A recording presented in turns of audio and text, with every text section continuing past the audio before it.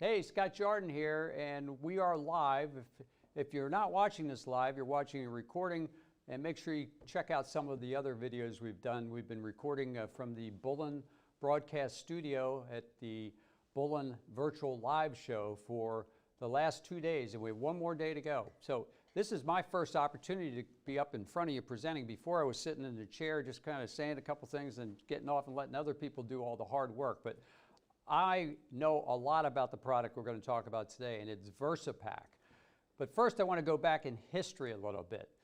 You remember these, or you probably know what these are. You don't remember them. But back in the 80s, OSHA was talking about putting in regulations that would require a lifting device to be able to handle a full 5-gallon pail. And that put the fear of whatever through the industry. It's like 5-gallon pails, that was the package. Beside gallons, everybody loved 5-gallon pails because you take them home, you can use them for washing your cars, a whole bunch of other stuff. You get the pickle bucket from the local deli and reuse that. And OSHA said, nope, 5-gallon pails are going to be eliminated. You're going to need a pneumatic lifting device or some special thing to be able to pick this pail up and take it to wherever you're going to use it. And people said, oh my gosh, that's terrible. So we started looking, again, this was in the 80s. We started looking around for alternative packages. Now, nowadays, what I'm going to show you is not that unusual, but back in the 80s, it was very unusual. And let me get rid of this thing because this is antiquated. Yep. So we came up with a 2.5-gallon bag-in-a-box. And back then, the only size bag-in-a-box available was a 5-gallon bag-in-a-box. And it was like, well, that isn't going to do us any good. If the OSHA regulations are going to kick in that a 48-pound container, like that pail, is too heavy, we say, well, what good's a 5-gallon bag-in-a-box going to do you? It's the same thing. It's a little easier to handle, but it's essentially the same thing. So we said, let's do a 2.5-gallon, but we're going to put 2 of them in a master box. So we have 2.5 gallons, this product right here. This is 2.5 gallons in a master box. So we're still shipping, or you're selling 5 gallons of product versus 2.5 gallons. The unique thing about this is we go from that other thing, that pail, which is roughly 48 pounds, 45 pounds, sometimes over 50 depending upon the product. This is only 25 pounds. So we solved that problem that we thought was coming down the road with OSHA, which ended up actually not happening. So the law that we thought, or the regulations that we thought that were going to come into place, did not happen. But we had already bought the equipment. It's fairly expensive to gear up to do this, but since the 80s, we've been producing a 2.5-gallon bag-in-a-box, again, a double one. So a standard 5-gallon pail, when you buy a pallet of 5-gallon pails, is 36 units.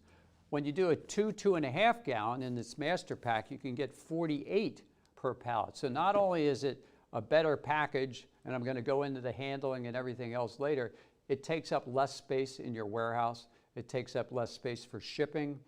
It also has an alternative when you're doing the 2.5-gallon versions. You can replace your gallons, so end up with 1 SKU instead of 2 SKUs. So you eliminated a whole inventory item there. So imagine that if you have 20 or 30 or 40 different products under your brand or our branded product, you're only going to have to stock 1 size versus 2 sizes. And then one step further, we went and got this product UN approved for shipping, that this can ship as a single unit by itself as well, or as a double unit. So if your customers, if you prefer selling it as a single unit, you can still ship it that way. It's approved from a DOT standpoint. We actually like putting it in the double box because when the customer gets it, they'll take out the individual unit, and it's nice and clean no matter how it was shipped. It's got kind of a protective case around it, so that double pack serves another purpose as well. So we've eliminated the weight problem, which is still a problem even though OSHA didn't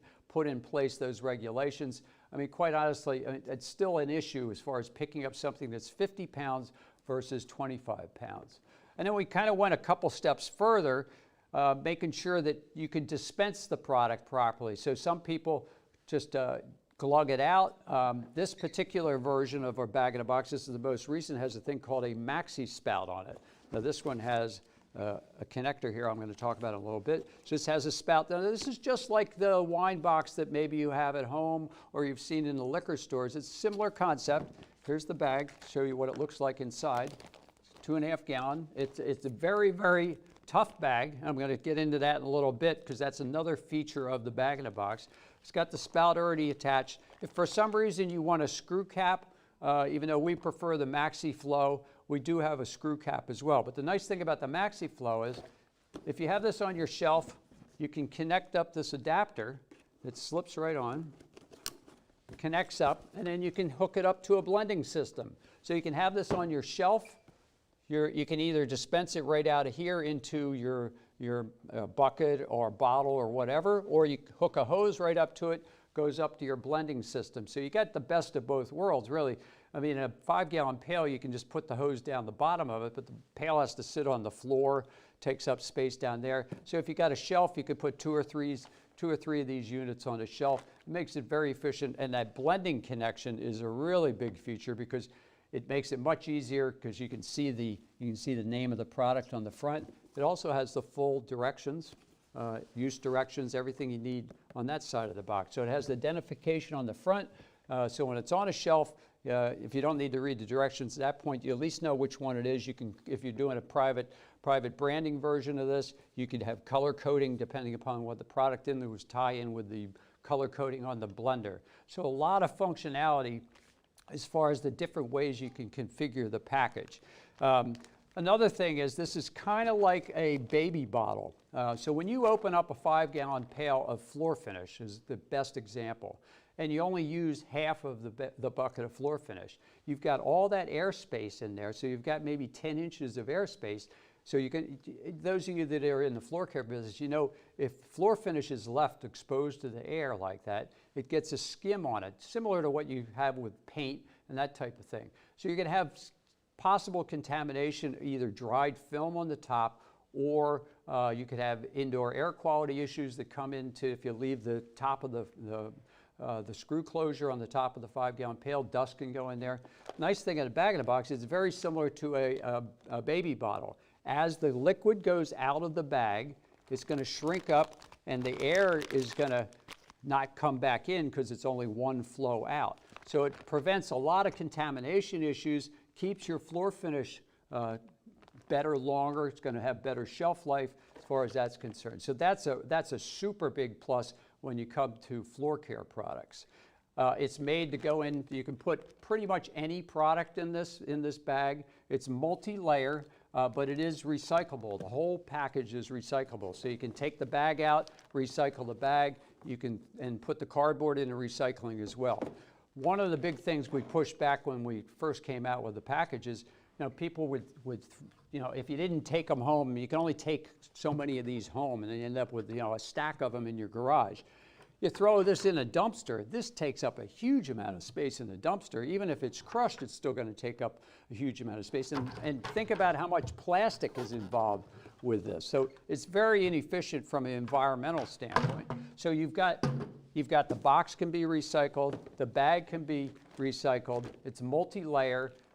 You can put almost anything in it. Delaminating products can go in this, so you don't have to worry about fluorinated packaging, vented caps, or anything else. So extremely versatile as far as that's concerned. We talked about the difference as far as number of items you're going to be able to carry, how many you can get on a pallet. So just more efficient all around. The last thing that I want to talk about with this package is, and this is something we hear from our customers. In fact, one of our largest customers gets almost everything that they buy under their brand in bag-in-a-box. And he's told me many, many times, Scott, I have a lot of competition to come in and say, I can give you the same product for a cheaper price or better whatever. And he said the reason he hasn't changed, and we've had this customer for over 25 years, is because of the bag-in-a-box. And the reason he said he will not change is this is the most durable package that customer has. This customer redistributes to thousands of locations around the United States, and he does a lot of his shipping via FedEx Ground or UPS. This package is literally indestructible. Multiple reasons. The bag is very, very indestructible because it's multi-layer. It's all sealed up. Not sure the technique as to how it's sealed, but the seams never break. The only way you can make this package break is essentially run a forklift through the side of the box and puncture the bag.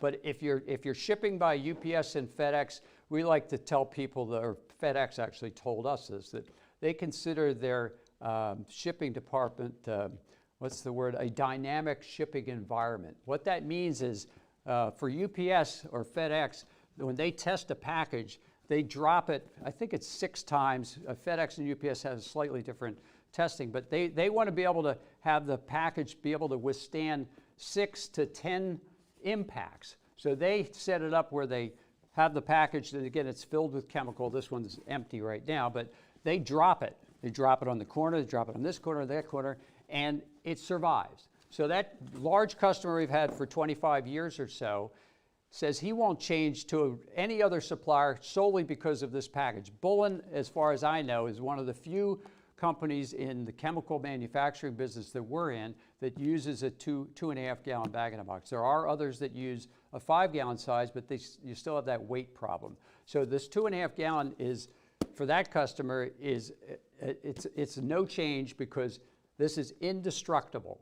So to finish up, the way to illustrate this, if it was full, I would just kind of go like that, and it wouldn't leak or anything else. But that's just kind of to be dramatic. So that's my piece here for VersaPack. Thank you very much for tuning in. And I feel like Phil Swift up here. I need some, wait, let the rain come down. But thank you very much for tuning in, and we'll see you later on or tomorrow. We have more shows coming up. Thanks very much.